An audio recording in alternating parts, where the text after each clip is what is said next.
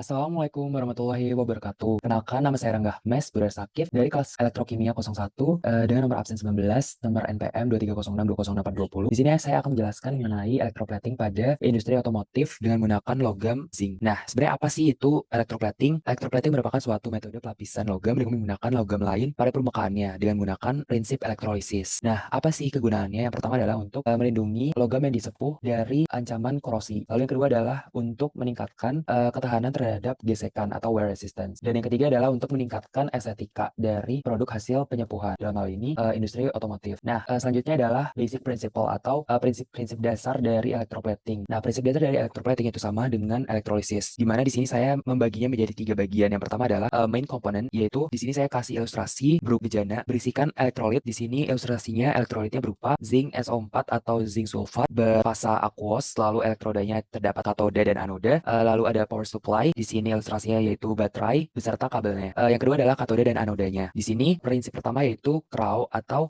katoda mengalami reduksi, sedangkan anoda mengalami oksidasi. Lalu yang kedua adalah kenapa, yaitu katoda itu bersifat negatif, sedangkan anoda itu bersifat positif. Dan yang terakhir adalah katoda merupakan dalam hal ini logam yang disepuh, yaitu logam otomotif. Dan yang anoda itu merupakan logam penyepuh. Dalam hal ini merupakan logam Zn dalam fasa padatan di anodanya. Nah, prinsipnya yang ketiga adalah electron deposition, di mana baterai akan memberikan arus listrik dari positif ke negatif, di mana elektron-elektronnya nanti akan mengarah ke katoda. Elektronnya dari power supply bergerak menuju katoda, sehingga terjadi penumpukan elektron yang menyebabkan terjadinya perbedaan potensial, yang menyebabkan terjadinya polarisasi. Nah, polarisasi ini merupakan suatu bentuk ketidakseimbangan dalam suatu sistem electroplating, di mana ketidakseimbangan ini akan menyebabkan anoda akan mengalami oksidasi di prinsip Crowe ini. Sedangkan anoda-anoda yang mengalami oksidasi nantinya akan melepaskan ion dan elektronnya. Ionnya berupa Zn2+ di sini, yang nantinya Zn2+ ini akan ditangkap oleh katoda karena katoda mengalami reduksi karena terjadi perbedaan potensial. Nah, Zn2+ yang ditangkap nantinya akan terdeposisi di permukaan katoda. Di sini dijelaskan zinc ion deposit on metal. Selanjutnya, apa sih parameter factors with layers microstructure atau faktor-faktor parameter pada mikrostruktur lapisan? Nah, faktor yang pertama adalah rapat arus atau current density. Nah, di sini dikasih ilustrasi berupa hubungan antara current density dengan permukaan electroplating. Nah, di sini dijelaskan bahwa semakin besar current density itu menyebabkan semakin cepat suatu logam dari anoda itu terdeposisi. Sehingga karena dia cepat terdeposisinya menyebabkan logamnya itu tidak punya waktu untuk menata diri. Sehingga permukaan logam hasil penyepuhan itu tidak rata. Bisa dilihat bahwa ketika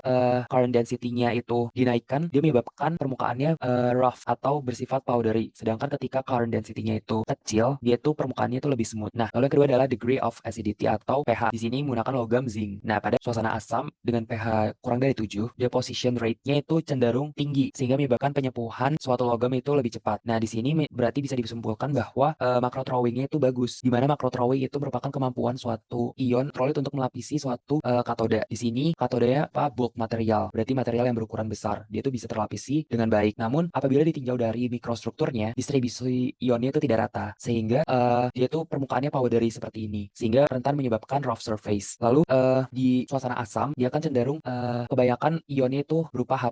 Nah, ion-ion H+ ini bisa mengalami evolusi menjadi H2 atau hidrogen, sehingga H2 ini bisa ikut terdeposisi pada permukaan katoda. Nah, hal ini menyebabkan permukaan lapisan katoda itu lebih brittle, sehingga nanti permukaannya itu lebih mudah mengalami crack. Lalu pada suasana basa, pada pH lebih dari 7, deposition rate-nya itu lebih rendah dibandingkan dengan asam, sehingga penyepuannya itu cenderung lebih lambat. Nah, hal ini menyebabkan micro throwing-nya itu bagus, sehingga distribusi ionnya itu rata, karena ketika dia itu lambat penyepuannya, logam itu mempunyai waktu untuk menata diri, sehingga nanti permukaannya bakal lebih smooth, seperti yang di ilustrasi pertama. Nah, hal ini menyebabkan permukaannya itu lebih ductile apabila dibandingkan dengan permukaan pada suasana asam. Lalu menyebabkan dia tuh jadi lebih tangguh, sehingga dia itu lebih crack atau wear resistance. Nah, di sini adalah metode pengujian metal sebelum electroplating. Di sini biasanya menggunakan Hole cell dan Haring-Plum cell. Di sini Hole cell itu digunakan untuk menentukan potensial, CD atau current density, dan jarak yang paling optimal untuk menghasilkan ketebalan sepuhan yang optimal. Sini merupakan ilustrasi. Di sini ada tampak atasnya, ada elektrolit, anoda, dan katoda. Di sini tampak sampingnya. Nah, di sebelah kiri ini yang berwarna hijau itu merupakan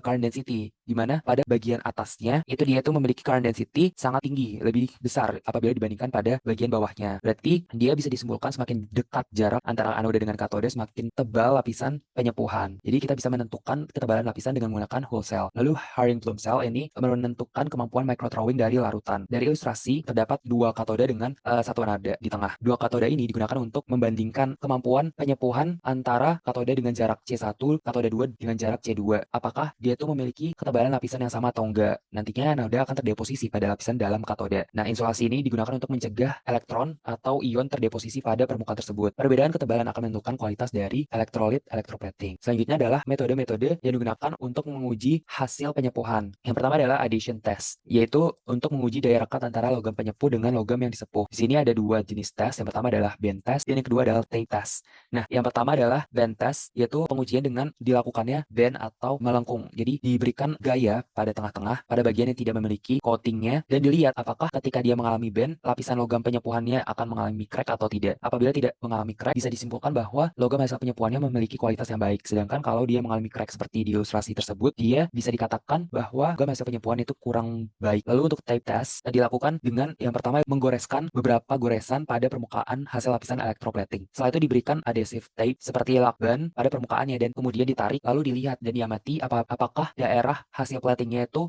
ikut tertarik atau tidak. Nah, seperti ilustrasi tersebut bisa disimpulkan bahwa apabila semakin banyak pisan yang terkelupas akibat adhesive tape, semakin dia itu memiliki kualitas yang kurang baik sehingga adhesifnya itu tidak sebaik kalau permukaan yang terkelupas itu sedikit. Lalu yang kedua adalah corrosion resistant test, yaitu digunakan untuk menguji seberapa baik logam hasil lapisan bertahan di lingkungan. Nah, di sini itu pengujian dilakukan dengan menggunakan salt spray test. Nah, salt spray test seperti ilustrasi di bawah itu merupakan suatu sistem tertutup di mana logam-logam hasil electroplating itu dimasukkan dan disemprotkan dengan larutan garam. Nah, salt spray test itu sudah lama digunakan, tapi merupakan salah satu metode yang efektif sampai saat ini. Nah, tujuannya adalah untuk menguji seberapa lama waktu yang dibutuhkan oleh logam untuk berkarat. Jadi kita bisa tahu nih logam hasil uji itu berapa lama tahan terhadap semprotan dari larutan garam tersebut. Apakah dalam rentang waktu minggu kah atau bulan dan lain-lain. Semakin lama berarti semakin baik kualitas dari hasil electroplating. Yang ketiga adalah thickness test. Di sini digunakan untuk mengukur ketebalan dan hasil dari electroplating. Saya membeli alat yaitu XRF, yaitu X-ray fluorescence. Di sini alatnya dilakukan penembakan sinar X pada sampel yaitu logam hasil electroplating yang nantinya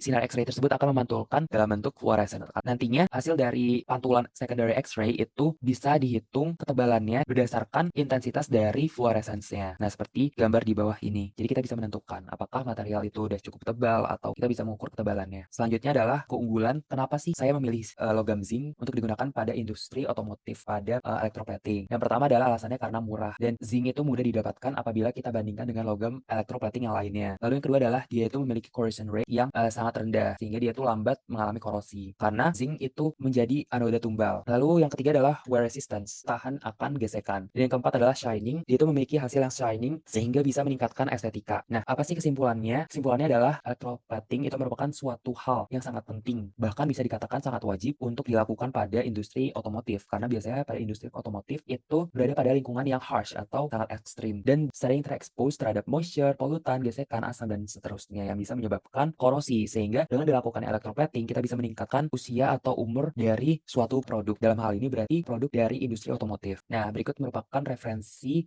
yang saya gunakan selama pembuatan presentasi ini. Sekian presentasi dari saya, kurang lebihnya mohon maaf. Apabila ada kesalahan, salah kata, mohon dimaafkan. Wassalamualaikum warahmatullahi wabarakatuh.